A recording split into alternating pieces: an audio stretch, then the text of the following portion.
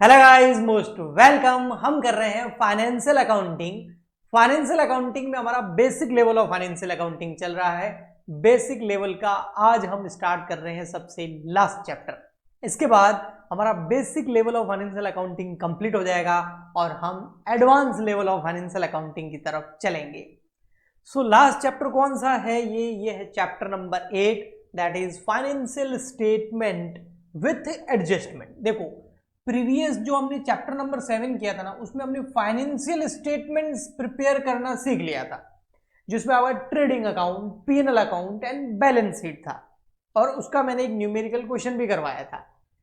इस चैप्टर के अंदर हम फाइनेंशियल स्टेटमेंट तो बनाएंगे, यानी कि ट्रेडिंग अकाउंट भी बनेगा, पीएनएल भी बनेगा, बैलेंस शीट भी बनेगा, लेकिन उसके साथ साथ कुछ एडजस्टमेंट्स भी होंगे। ये एडजस्टमेंट्स क्या है, क्यों होते हैं, थोड़ा वो देखते हैं। देखो, फाइनेंशियल स्टेटमेंट में आपका ट्रेडिंग, पीएनएल, बैलेंस शीट ये तो बनेगा ही बनेगा। ओके, ट्रेडिंग अकाउंट से जीपी निकल जाएगा, पीएनएल से नेट प्रॉफिट निकल जाएगा, और बैलेंस शीट से किसी भी कंपनी की फाइनेंशियल पोजीशन पता चल जाती है। ओके, अब क्या है एडजस्टमेंट्स जो उन फाइनेंशियल स्टेटमेंट के साथ हमको करने पड़ते हैं। तो ये जो adjustment are entries made at the end of the accounting year, यानी कि एक ऐसी एंट्री होती है जो अकाउंटिंग ईयर के एंड में ही की जाती है। दे इंश्योर, ये जो एडजस्टमेंट होते हैं ना, इसकी बात कर रहे हैं। ये एडजस्टमेंट क्या इंश्योर करते हैं?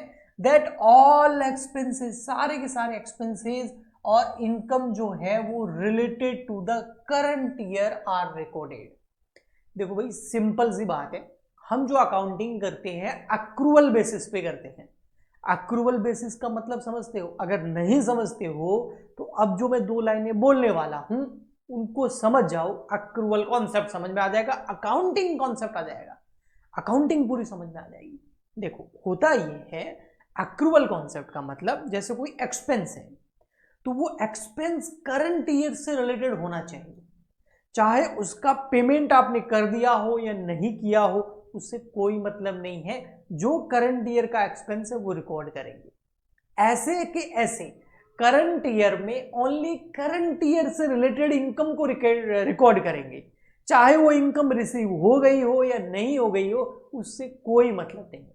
तो सारे के सारे एक्सपेंसेस और इनकम जो करंट ईयर से रिलेटेड है उसको ही रिकॉर्ड करेंगे, चाहे उसका कैश रिसीव हुआ, पेमेंट हुआ, उससे कोई मतलब नहीं है। इसको बोलते हैं अक्रूवल कॉन्सेप्ट। तो इस अक्रूवल कॉन्सेप्ट को फॉलो करने के लिए कई बार एक्सपेंसेस और जो इनकम होती है वो करंट ईयर से रिलेटेड हो, उन्हीं को रिकॉर्ड करना होता है। तो अक्रूवल कॉन्सेप्ट और मैचिंग कॉन्सेप्ट को फॉलो करने के लिए ये एडजस्टमेंट हम करते हैं। ओके जी, ठीक है। अब ये एडजस्टमेंट कौन कौन से होते हैं सर, वो बताइए। ठीक है, अच्छा, ये ट्रेडिंग अकाउंट, ये तो आपको पता ही है ट्रेडिंग अकाउंट कैसे बनाते हैं। इसका फॉर्मेट मैंने प्रीवियस लेक्चर, यानी कि पिछले चैप्टर के अंदर, आपको चैप्टर नंबर 7 में पीएनएल अकाउंट और ट्रेडिंग अकाउंट और बैलेंस शीट का पूरा फॉर्मेट बना करके एक न्यूमेरिकल क्वेश्चन भी आपको सॉल्व करवाया था।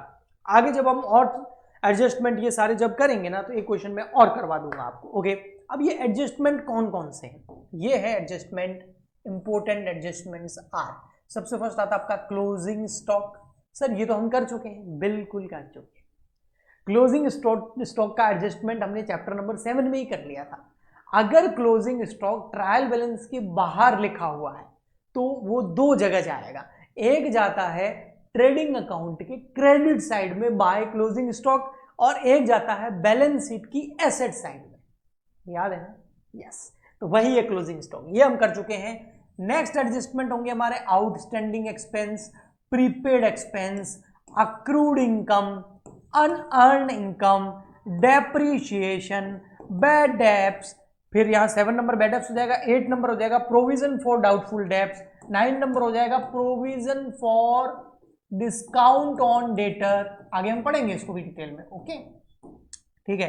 फिर 10 नंबर हो जाएगा आपका इंटरेस्ट ऑन कैपिटल, और 11 नंबर हो जाएगा इंटरेस्ट ऑन ड्राइंग, और फिर 12 नंबर 13 नंबर में कुछ एबनॉर्मल आइटम्स भी हम ले लेंगे।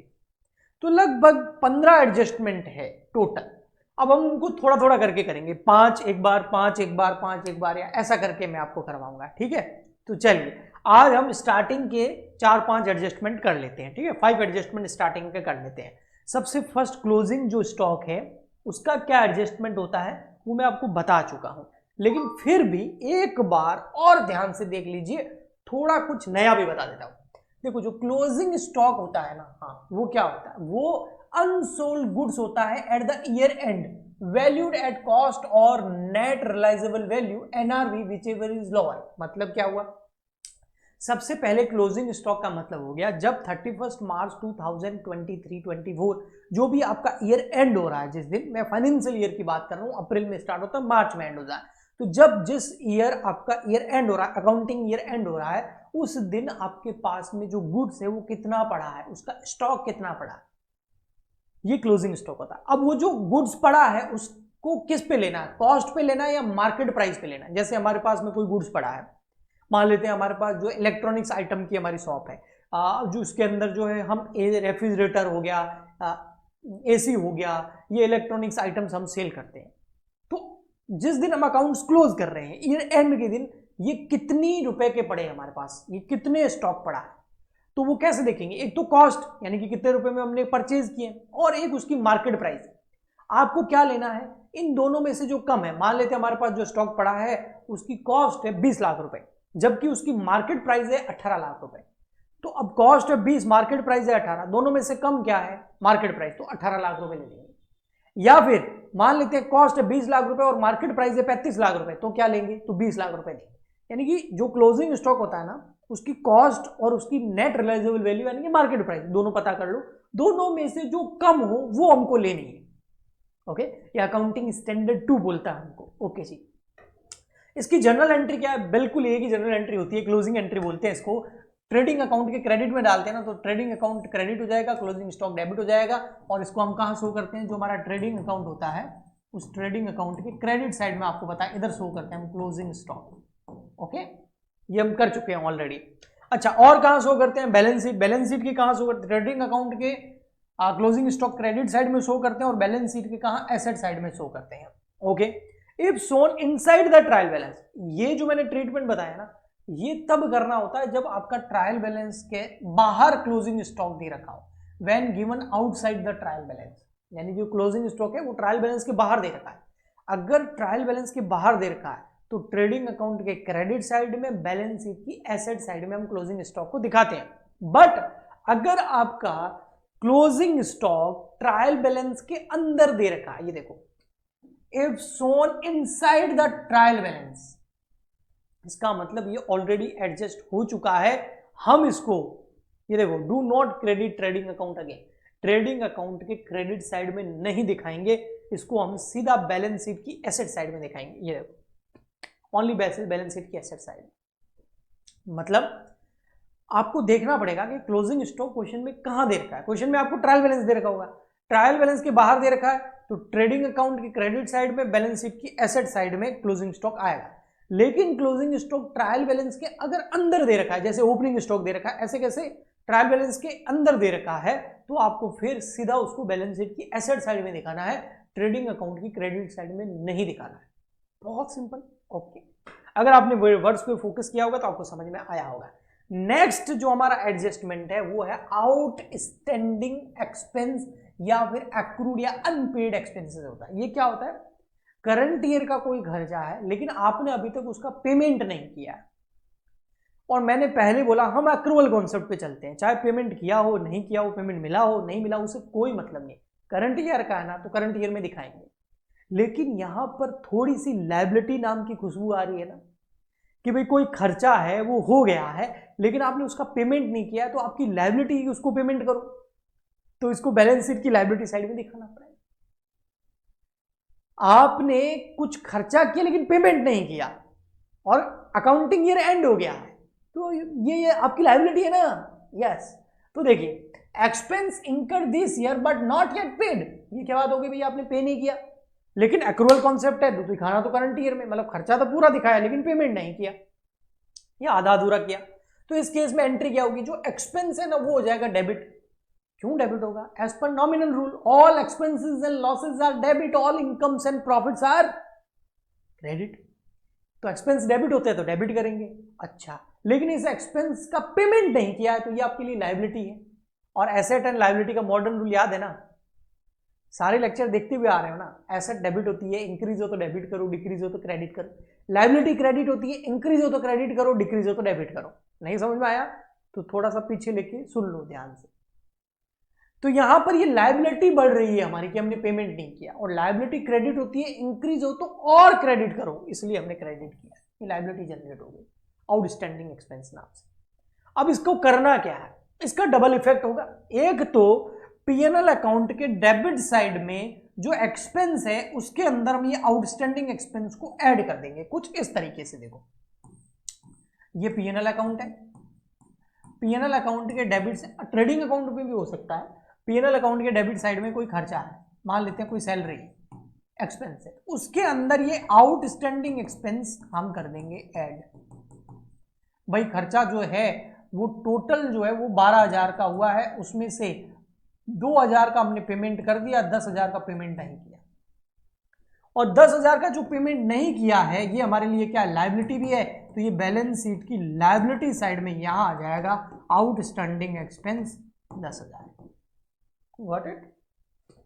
ओके, इसी का ये नीचे एग्जांपल दे रखा है। ओके, नेक्स्ट बढ़ते हैं हम प्रीपेड एक्सपेंस की ओर। ये देखो ये भी एक्सपेंस है लेकिन ये प्रीपेड है, प्रीपेड रिचार्ज करवाते हैं ना एडवांस में। एक्सपेंस पे in advance for next year या नेक्स्ट पीरियड।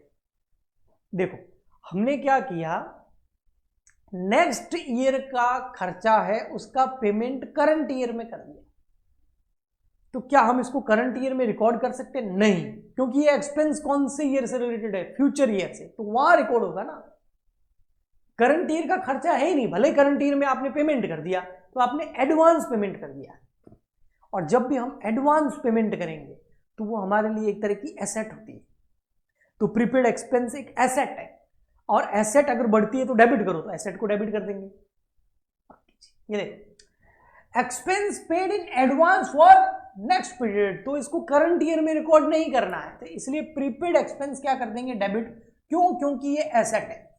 और सर एक्सपेंस को क्रेडिट क्यों किया? क्योंकि हम एक्सपेंस को कम कर रहे हैं, कि टोटल एक्सपेंस हुआ है 15,000 का। जैसे हम इसको पीएनएल में कैसे दिखाएंगे, देखो पीएनएल में टोटल एक्सपेंस हुआ है, पे किया है हमने 15,000 का, लेकिन इसमें से 5,000 का जो खर्चा है ना वो अगले साल का है, इस साल का नहीं है, तो क्या उसको इस साल रिकॉर्ड कर सकते हैं? नहीं, एक्रूअल कॉन्सेप्ट बोलता है ओनली करंट ईयर का रिकॉर्ड करना है।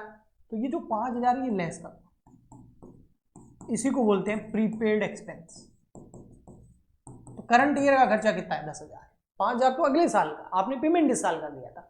तो एक्सपेंस देखो मैंने क्या किया, कम किया ना, एक्सपेंस डेबिट होता है और एक्सपेंस को कम करने के लिए क्रेडिट कर दिया। अच्छा, ड्यूअल इफेक्ट और क्या होगा, जो बैलेंस शीट है, बैलेंस शीट की एसेट साइड के अंदर हम दिखा देंगे प्रीपेड एक्सपेंस, कितना दिखा देंगे? 5,000। ओके ठीक है, ओके जी। नेक्स्ट आगे बढ़ते हैं, ये लिखा हुआ है पीएनएल में से डिडक्ट करेंगे और बैलेंस शीट के एसेट साइड में दिखा देंगे प्रीपेड एक्सपेंस। ओके, नेक्स्ट आता है फिर हमारा अक्रूड या फिर आउटस्टैंडिंग इनकम। देखो अब एक्सपेंस नहीं, हम इनकम की बात कर रहे हैं। ऐसी इनकम जो आउटस्टैंडिंग है या अक्रूड है, यानी कि income earn but not yet received. Current year में हमने कोई कमाई कर ली लेकिन वो मिली नहीं। मान लेते हैं हमने किसी को लोन दिया, या मान लेते बैंकें होती है ना, बैंकें लोन देने का काम करती है, उसके बदले इंटरेस्ट कमाती है। तो बैंक ने किसी को लोन दिया लेकिन सामने वाले ने अभी तक इंटरेस्ट पे नहीं किया है, वो बोल रहा है अगले साल पे करूंगा, अभी मेरे पास नहीं है। लेकिन वो इंटरेस्ट कौन से ईयर का है? करंट ईयर का है। इंटरेस्ट तो बैंक के लिए इनकम ही होती है ना, तो करंट ईयर का इंटरेस्ट है, भले रिसीव नहीं हुआ लेकिन रिकॉर्ड तो करंट ईयर में करेंगे ना। तो कोई कमाई है, वो हो गई, आपने कर ली, लेकिन करंट ईयर में आपको रिसीव नहीं हुई। कैसे पता चला करंट ईयर में रिसीव नहीं हुई? ऐसे पता चला भाई, ईयर एंड पे हम फाइनल अकाउंट बनाते हैं ना, तो ईयर एंड है, 31 मार्च है, ईयर एंड की लास्ट डेट पे बैठे हैं और अभी तक कोई कमाई कर तो ली लेकिन प्राप्त नहीं हुई, तो हमारे लिए वो क्या है? एसेट है, तो पैसा लेना है, एक तरीके से डेटर है ना। तो income earn but not yet received, general entry क्या होगी? मैंने बोला ये इनकम है हमारी, ये कमाई है, तो credit as per nominal rule, all expenses and losses are debit, all incomes and profits are credit. अच्छा, ये हमारे लिए एसेट है क्योंकि पैसा लेना है, और एसेट अगर इंक्रीज होती है तो डेबिट करो, सिंपल। इसको शो कहां करेंगे, एक तो इनकम है तो पीएनएल अकाउंट के क्रेडिट साइड में, आपको पता है हम इनकम दिखाते हैं, पीएनएल अकाउंट के क्रेडिट साइड में हम इनकम दिखाते हैं। तो जो भी हमारी इनकम है उसमें हम ऐड कर देंगे आउटस्टैंडिंग या अक्रूड इनकम। मान लेते हैं इनकम है 2000 की, 1000 की इनकम मिली नहीं है, टोटल है 3000 रुपए, यानी कि टोटल हमने 3000 रुपए कमाए हैं, 2000 मिल गए, 1000 रुपए अभी तक नहीं मिले, तो टोटल 3000 रुपए हो गए। एंड बैलेंस शीट की एसेट साइड में दिखाएंगे, एसेट साइड यहां पर क्या दिखाएंगे, अक्रूड या फिर आउटस्टैंडिंग इनकम। कितनी, 1000, 1000 लेने बाकी। ओके, ये ट्रीटमेंट नीचे लिखा हुआ, बैलेंस शीट में हम एसेट साइड में दिखाएंगे और पीएनएल के क्रेडिट साइड में जो इनकम है उसके अंदर अक्रूड इनकम को ऐड कर देंगे। आगे अगला आता है हमारा अनअर्न्ड इनकम या इनकम रिसीव्ड इन एडवांस। नाम से पता चलता है इनकम एडवांस में रिसीव्ड हो गई, काम अभी तक हमने सामने वाले का नहीं किया है, वो हम अगले साल करेंगे। फॉर एग्जाम्पल के लिए अभी आप बीकॉम फर्स्ट ईयर में पढ़ रहे हो, आपने मुझे बीकॉम सेकेंड ईयर की फीस अभी दे दी, समझ में आया, तो मेरे पास इनकम एडवांस में रिसीव हो गई, लेकिन मैंने अभी तक आपको पढ़ाया नहीं है सेकेंड ईयर, तो काम बाकी है, काम करना बाकी है, सर्विस देना बाकी है, प्रोडक्ट बेचना बाकी है, या कुछ भी इनकम जो है वो तो आ गई, लेकिन वो काम नेक्स्ट ईयर होगा, तो वो इनकम इस साल की कैसे हुई, वो भी तो अगले साल की है। अगर आप सेकेंड ईयर की फीस मुझे अभी दे देते हो जबकि अभी आप फर्स्ट ईयर में हो, और मेरे पास अगर सेकेंड ईयर की फीस अभी आएगी, तो क्या वो मेरे इस करंट ईयर की फीस होगी, नहीं, वो तो नेक्स्ट ईयर की होगी, क्योंकि मैं अगले साल आपको पढ़ाऊंगा। तो ये रिसीव्ड इनकम जो एडवांस में होती है अनअर्न्ड इनकम होती है, मतलब कमाई नहीं है, एडवांस में रिसीव होगी। ये क्या है, कैश रिसीव नाउ यानी कि करंट ईयर में, service to be done in next year, लेकिन सर्विस अगले साल देंगे, तो वो अगले साल की इनकम हुई ना। अभी रिसीव होने से क्या होता है, उल्टा ये तो हमारे लिए लायबिलिटी हो गई कि हमको पैसा एडवांस में मिल गया लेकिन काम करना बाकी है। तो लायबिलिटी क्या होती है, क्रेडिट। ओके, और जो इनकम है उसको कम करना है, इसलिए डेबिट। कैसे, मैं बताता हूं। फॉर एग्जाम्पल के लिए मान लेते हैं हमको कोई इनकम रिसीव हो गई एडवांस में, अब इनकम है तो क्रेडिट साइड में लिखेंगे, इनकम है तो क्रेडिट साइड में ही लिखेंगे, यस। तो क्रेडिट साइड में जो इनकम लिखी हुई है वो टोटल 20,000, उसमें से 8,000 रुपए एडवांस में रिसीव हुई है, जिसको हम अनअर्न्ड इनकम बोलते हैं। एडवांस में रिसीव मतलब इस साल की नहीं है, तो इनकम को कम करना है ना। हाँ, कितनी, 8,000 रुपए की एडवांस रिसीव हुई है, वो अगले साल की है, वो इनकम अगले साल रिसीव होनी चाहिए थी, अभी रिसीव हो गई, तो इस साल को तो 12,000 रुपए है ना। तो देखो मैंने इनकम को कम किया है, इनकम क्रेडिट होती है बिल्कुल, लेकिन कम करना हो तो डेबिट करेंगे। और बैलेंस शीट की लायबिलिटी साइड के अंदर इसको दिखा देंगे, लायबिलिटी 8,000 रुपए अभी मिल गए ना, हाँ, अगले साल के संभाल के रखने हैं, तो ये अनअर्न्ड इनकम यहां आ जाए। ओके जी, तो ये हो गए आपके कितने, टोटल 5 एडजस्टमेंट। नेक्स्ट लेक्चर के अंदर मैं आपको 5 एडजस्टमेंट और करवा दूंगा, तो हो जाएंगे 10, फिर 5 और कर देंगे, तो टोटल 15 लगभग हो जाएंगे। उसके बाद हमारे सारे जब एडजस्टमेंट हो जाएंगे तब हम इसके कुछ न्यूमेरिकल क्वेश्चन भी करेंगे। आई होप आपको अच्छे से समझ में आया होगा। प्लीज इस वीडियो को ज्यादा से ज्यादा लाइक करें, शेयर करें इस वीडियो को अपने फ्रेंड्स के साथ में, चैनल को सब्सक्राइब करें सपोर्ट करने के लिए, ताकि मैं आपके लिए इसी तरीके के लेक्चर लाता रहूं। मिलते हैं नेक्स्ट लेक्चर में, आज के लिए इतना ही, तब तक के लिए good bye and thank you.